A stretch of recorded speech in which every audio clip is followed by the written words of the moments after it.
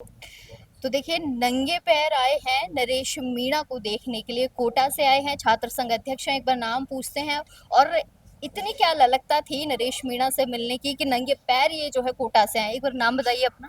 मेरा नाम मनीष मीणा है, पूर्व संघ अध्यक्ष राजकीय महाविद्यालय कोटा। अच्छा, नरेश मीणा को कितना पसंद करते कि नंगे पैर आना पड़ गया। जब तक भाई साहब नंगे पैर है तब तक हमें भी नंगे पैर रहेंगे, जब तक उनकी मनोकामना पूरी नहीं हो जाती तब तक हमारी भी मनोकामना पूरी नहीं। उनकी मनोकामना हम जानते हैं, आपकी मनोकामना क्या है। हमारी मनोकामना भी होगी। नरेश जी को कितना पसंद करते हैं। 2012 से भाई साहब के साथ जुड़े हुए हैं और जैसा भाई साहब का आदेश से उनके साथ रहते हैं। आज के ज़माने में देखो कोई अपने परिवार के लिए भूखा नहीं रहता, लेकिन वो गरीब बच्चों के लिए 8 दिन से आमरण अनशन पे हम भी वहीं बैठे हुए थे।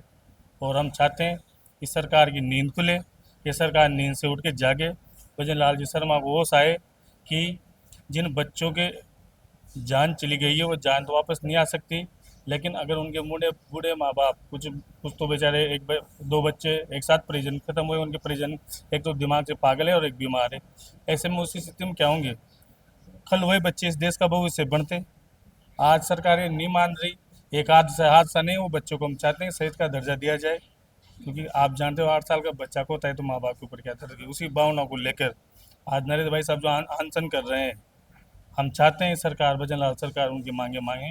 अगर नरेश मीणा को कुछ हो जाता है गलती से तो भजन लाल सरकार कान खोल के सुन लेना, राजस्थान में तूफान आ जाएगा।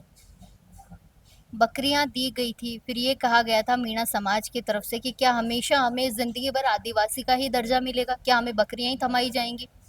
देखो ना सोच, राजस्थान सरकार की सोच देखो, चाहते ही नहीं कि आदिवासी दलित के बच्चे पढ़ के आगे जाए।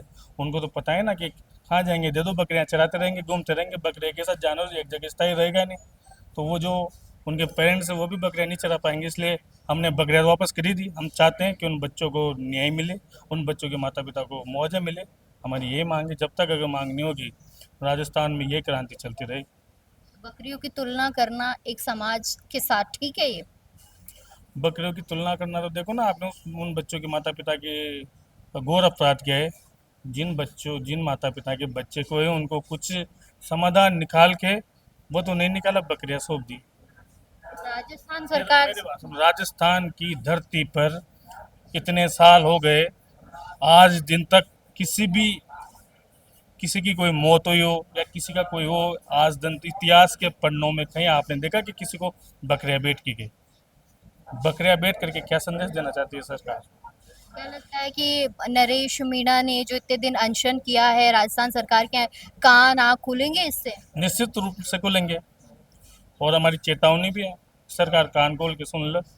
अगर नरेश मीणा की जरा सा भी खरोच आ गई, नरेश मीणा को जरा सा भी नुकसान हो गया, तो इस राजस्थान की धरती में अनेक नरेश मीणा पैदा हो गए। एक नरेश मीणा जो अपने लिए नहीं, गरीब बच्चों दलित आदिवासी बच्चों के लिए बेटा, ऐसे बहुत सारे नरेश मीणा इस राजस्थान में आप जितने भी देख रहे हो सब नरेश मीणा ही अपने आप में, इसलिए डरने वाले नहीं है। नंगे पैर आए हैं, घर वालों ने रोका नहीं। नहीं क्यों रोकेंगे, घर वालों ने नरेश मीणा को सबूत कर दिया। नरेश जी के साथ ही रहे। हम खुश नसीब हैं कि हमें नरेश मीणा के जैसे रूप में एक बड़ा भाई मिला, एक लीडर मिला। हम उनके साथ जिंदगी भर रहेंगे।